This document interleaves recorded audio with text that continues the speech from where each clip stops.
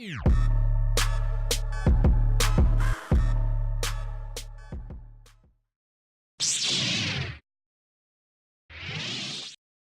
what's up and welcome, I'm the one and only West Coast King, and welcome back to Major League 90, where we are talking Major League Soccer, finally back once again. It has been a little while, I know, I apologize for that, but with all the teams having just played on Saturday, it gave us a pretty good glimpse of, what's going on in the league. The transfer window's closed, we're halfway through August, and the playoff picture's starting to take shape a little bit. So what I wanted to do today is break it down, and I don't even want to look at the East and the West separately. I'm going to put it all into one, and I want to go for the top 7 teams right now that have the best chance to make a run at the playoffs and go for that MLS Cup.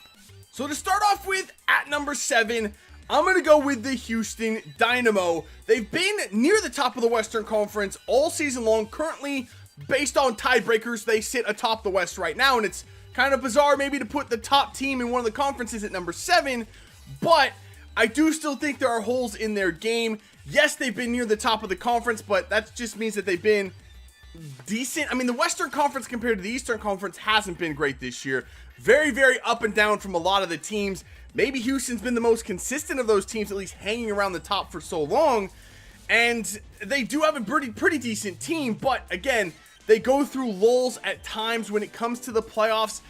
Kind of an inexperienced team as well.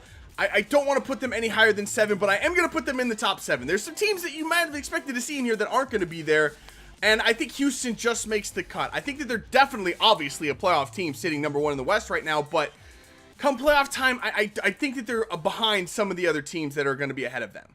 At number 6, I'm going to go with the New York Red Bulls.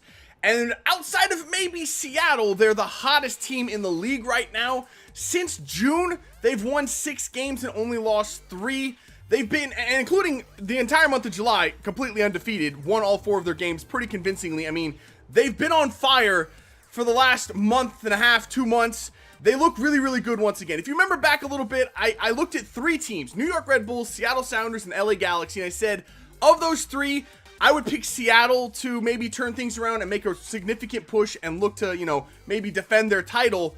But New York Red Bulls have also turned it around. And I was not really all that surprised by that. I was on the fence about them a little bit.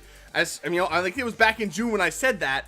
And since then, they have turned it around. And I'm not surprised. They have the pedigree. They have the experience. Heading into playoffs, they're going to be a dangerous team once again. Is this their year to get over the hump and maybe, push for that title? With the teams ahead of them in the Eastern Conference alone, probably not, but they're definitely going to be competitive in the playoffs. At number 5, it's going to be FC Dallas, and I'm still unconvinced by Dallas. I'm putting them at 5. I probably should have them lower, but right now they sit 2 points off of the top of the West, and there's 3 teams tied at 37 points there. They're on 35, but they have 2 games in hand, so they very well could overtake all of those teams and move into first place once again. But it feels like every time they get that chance to do that, they spin their wheels and just kind of stand pat, and they don't take the chances that are afforded to them, and that's a problem. That's been their Achilles heel in the playoffs, and it might be their Achilles heel once again this season. They have the team to do it. I still think they have one of the better rosters in the league, but they're not showing it this year. But the fact that they still have that team in place, I still think that they have it in them, but at this point, they still might be an outside shot. At number 4, I'm going to go with the Chicago Fire. I might be underrating them a little bit, and given that their home record is the best in the league this year, they are literally undefeated at home, 10 wins, no losses, and only 1 draw to go along with that. They're absolutely phenomenal at home. On the road, however, slightly less so. Their last 4 road games, they have 3 losses and a draw. Granted, all 4 of those games are against potentially playoff opponents, but still, they need to figure it out on the road, and it's the defense that's letting them down. In those 4 road games, they've given up 10 goals. They've scored 6. The offense is always going to be there. They almost never get shut out, but they've got to fix that defense, particularly on the road. They've looked very, very susceptible in the last month or so. I don't know what's going on with them. Just recently, they were up in first place in the Eastern Conference. They've fallen back down to 3rd place now. I don't know, man. I think there's still some inconsistency there, and I do like that team. I'm not saying that they don't have a chance here. 4th is not a bad spot to be on this list. They very well could go on and win the whole thing. They're one of those teams that are definitely a front runner for that MLS Cup, but there are still teams that are definitely better than them in the Eastern Conference. Coming in at number 3 is the Seattle Sounders, and let me know if you heard this one before, okay? Sounders languishing down near the bottom of the Western Conference in the summer, and then suddenly turn it around and push forward, fly up the standings, and are suddenly looking like an MLS Cup contender. Sound familiar? Because that's what happened last year, and they went on to win the MLS Cup. And oh wait, they're doing it again this season. I said when I mentioned those 3 teams, New York, Seattle, and LA, that Seattle was going to be the team that was going to turn it around because of their front office. I trust that front office more than any other front office in the league. Not only to get players that fill holes on the team, but they get the right players. And what do I mean by that?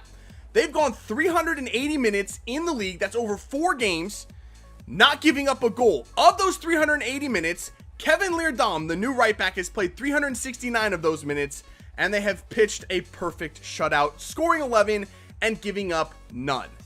That is what I'm talking about when they get the right player for their team and that fills the hole perfectly.